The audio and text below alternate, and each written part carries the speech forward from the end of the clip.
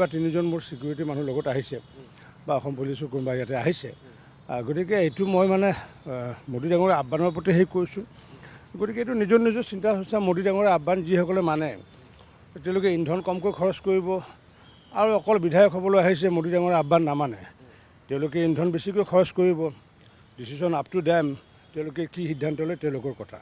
আৰু এটা কথা কৈছোঁ আপোনাৰ লগতে আপুনি য'ত যিহেতু মন্ত্ৰী কলনীত থাকে গতিকে সেইখিনিতে কেইবাগৰাকীও তেনেকুৱা মন্ত্ৰী আপোনালোকৰ দলৰে আছে গতিকে তেওঁলোকৰ ক্ষেত্ৰত কিন্তু এইটো দেখিবলৈ পোৱা নাই যিটো আপুনি এটা বাৰ্তা দেখুৱাই আছে মই কৈছোঁ মোদী ডাঙৰীয়াৰ আহ্বানক মই সঁহাৰি জনাইছোঁ অন্তৰেৰে সঁহাৰি জনাইছোঁ and this decision my decision to respect the call of the prime minister Narendra Modi আৰু এইটো কোনোবাই সেই কলটো যদি নামানে মোৰতো ক'বলগীয়া একো নাই আৰু যিসকলে মানে তেওঁলোকে অযথা ফুৱেল বয় নকৰিব আৰু যিসকলে নামানে তেওঁলোকে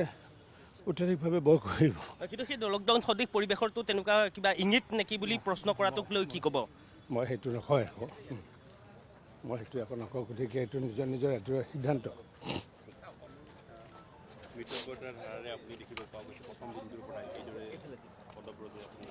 মই পূৰ্বতে কথাষাৰ কৈছোঁ যে প্ৰধানমন্ত্ৰী ডাঙৰীয়াৰ যিটো আহ্বানক সঁহাৰি জনাই পেলাই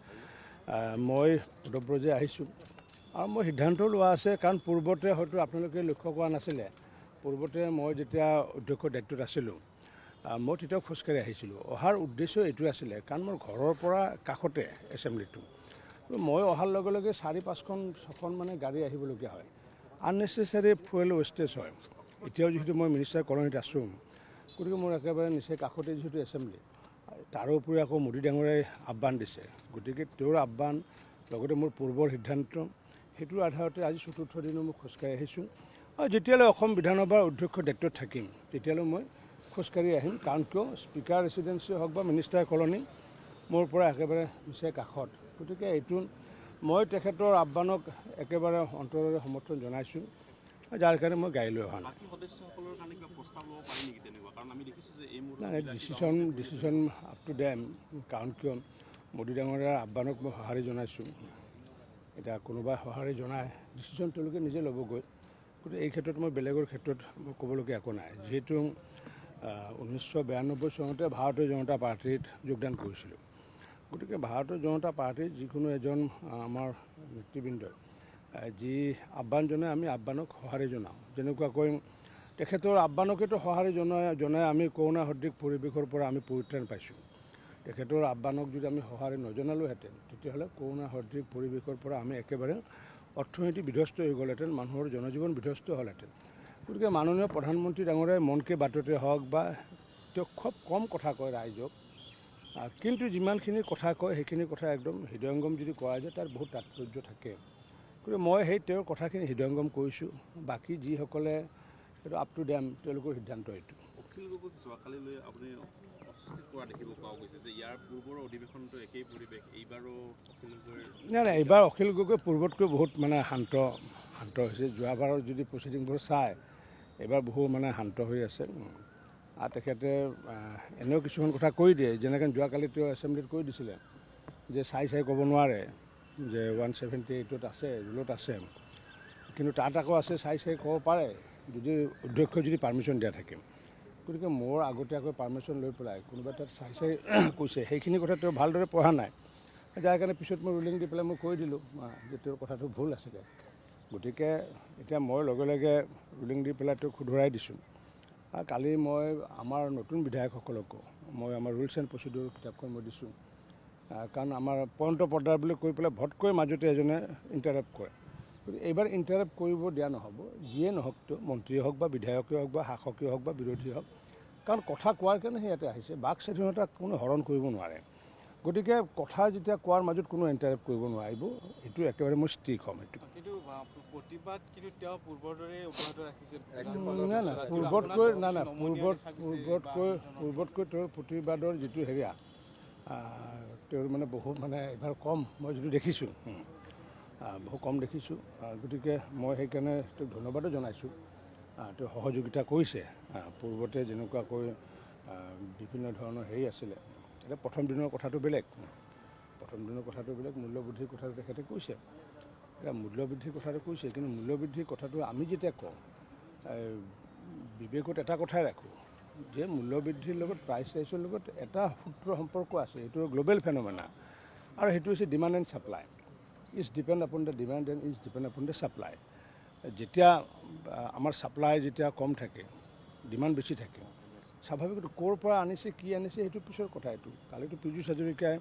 একেবাৰে বিস্তৃতভাৱে তথ্য দি দিলে, মইতো নিজে হাত চাপ পৰি দিছোঁ, কাৰণ কিয় মই নজনা কথাটো। গতিকে মইতো নাগৰিক এজন, অধ্যক্ষ হ'ল বুলি যে মই হাত চাপ পৰি দিব নোৱাৰিম সেইটো নহয়, মই নজনা কথা। ৰণেশ পেগু ডাঙৰীয়াই যিটো শিক্ষাখণ্ডৰ যি তুলনা দাঙি ধৰিছে, মই নিজে সমৰ্থন জনাইছোঁ যে নাগৰিক হিচাপে, মইতো ৰুলিং দিয়া নাই।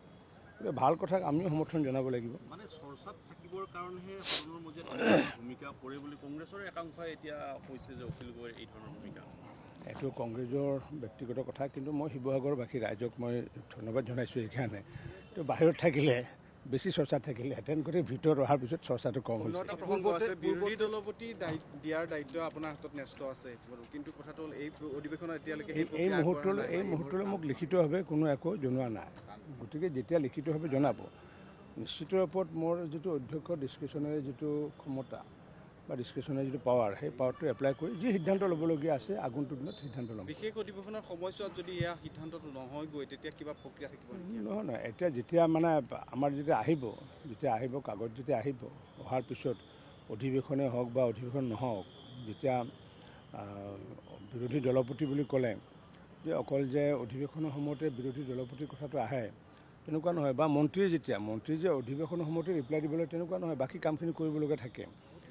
মন্ত্ৰী যেনেকুৱা থাকে বাকী কামখিনি কৰিবলগীয়া থাকে। গতিকে এইটো সেয়া, কিন্তু এইটোও ঠিক, তাতো আকৌ যদিও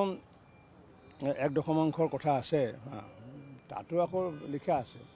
যে it's depend upon the decision of the speaker. গতিকে স্পীকাৰে যিটো সিদ্ধান্ত লয়, গতিকে মোৰ একো আবেদন নিবেদন অহা নাই। আবেদন নিবেদন অহাৰ পিছত মই চাই ল'ম। পূৰ্বতে অসম বিধানসভাত যেতিয়া প্ৰতিবাদ কৰিছিল এওঁডিএফে এবাৰ জেওৰা লৈ আহিছিল হাতত, সেই ঘটনা মনত আছে। গতিকে এইবাৰ প্ৰতিবাদ কৰোঁতে কিছু কি বস্তু বাধা থাকিব নেকি? বাধা মই এইটোৱে কথা কৈছোঁ যে আজি অসম চৰকাৰখনক যেনেকুৱাকৈ বহুতে মডেল হিচাপে ফ'ল' কৰি আছে ভাৰতবৰ্ষত বিভিন্ন আঁচনিৰ ক্ষেত্ৰত, মই এইটো আহ্বান জনাইছোঁ আমাৰ সন্মানীয় বিধায়কসকলক, কাৰণ they are not only MLA, they are also' law maker. গতিকে তেওঁলোকে যিহেতু ল মেকাৰ, গতিকে ল মেকাৰ হিচাপে ভূমিকা পালন কৰিব লাগে। অকল নিজকে MLA বুলি ভাবিব নালাগে, MLA বুলি ভাবিব লাগে। ক'ত ভাবিব লাগে? তেখেতে সমষ্টিত ভাবিব লাগে, আৰু সমষ্টিত তেখেতে বহুত কথা ক'ব পাৰে। MLA হিচাপে ময়ো ক'ব পাৰোঁ, মই যদি ইয়াতে অধ্যক্ষ, মই সমষ্টিত যেতিয়া যামগৈ, মই তেতিয়া মোৰ ভূমিকা পালন কৰিম, মই বিধায়কৰ ভূমিকা পালন কৰিম। কিন্তু ইয়াতে মই lawmaker. It's and every MLA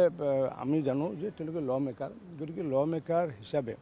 যাতে ভাৰতবৰ্ষত যাতে আমাক ফ'ল' কৰে, যাতে অসম বিধানসভাক, তাৰ কাৰণে সকলোৱে যাতে সচেষ্ট হয়, মই তাৰ কাৰণে আহ্বান জনাইছোঁ। Thank U.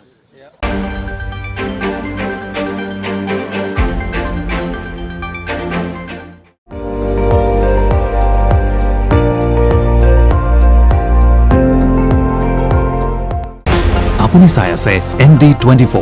সৰ্বশ্ৰেষ্ঠ নহয় সৰ্বোত্তমৰ দৌৰত।